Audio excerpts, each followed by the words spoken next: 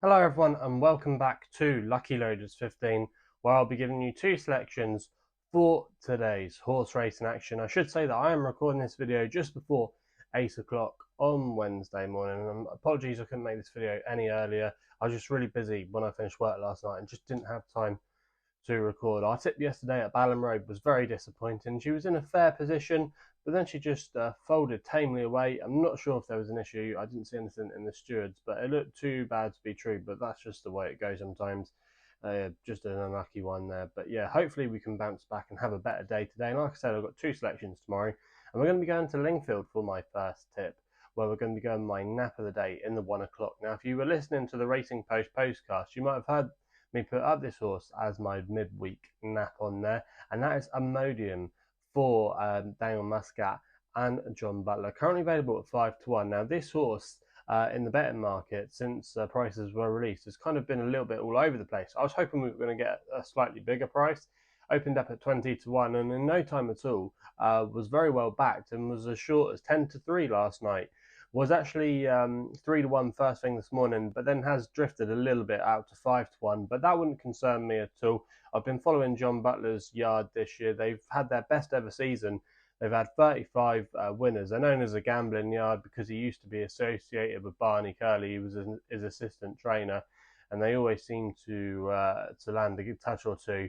But he's been going under the radar this year, and like I say, he's had 35 winners, which is his best ever career tally, and some of them have been winning at big prices as well. They've not always been well found in the market, and I thought this would have been a classic case for him this season. It's his only run of the day, and last time we saw this horse, he finished 9th at Lingfield, when he actually wasn't beaten that far. Go back and watch the replay. He just never got a run. He was given quite a tender, easy ride, and it looked like the next time would probably be the day, because that was his first run after a little bit of a break. He was managed to get dropped £3 for that run, and he's now down to a mark of 57, which is actually the same mark he won off a couple of years ago at Chelmsford. But he's been very lightly raced. It's not like he's been running loads. He has been quite a consistent horse when he's basically been trying to run a race. But yeah, this horse I think does have a good chance today. Daniel Muscat is booked as well, which is also another strong indicate.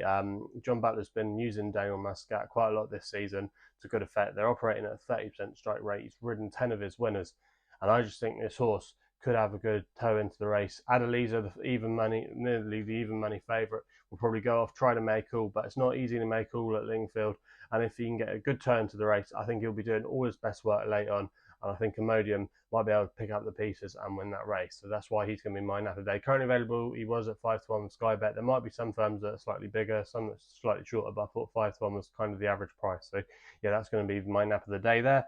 We then go to the evening card at Leicester for the 7.55, my next best of the day. A horse here called Nicky's Girl for Holly Doyle and Ed Dunlop, currently available at 11-4. I'm going to recommend a 1-point win bet here.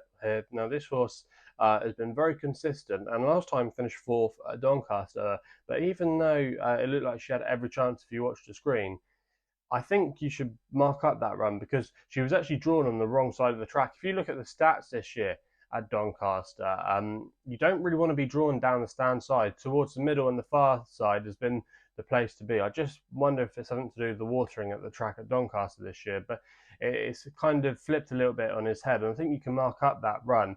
If you go back to some of her form earlier this season, she's already a course and distance winner, and like I say, she's been holding her form really well. I think Holly Doyle returning is a massive positive, and I just think today she could get, like I said earlier with our other selection, a good turn to the race. Eponina will probably make the run-in, but I just thought there was a little bit untapped potential with her. She gets a 3-year-old allowance as well, so she's well treated at the weights.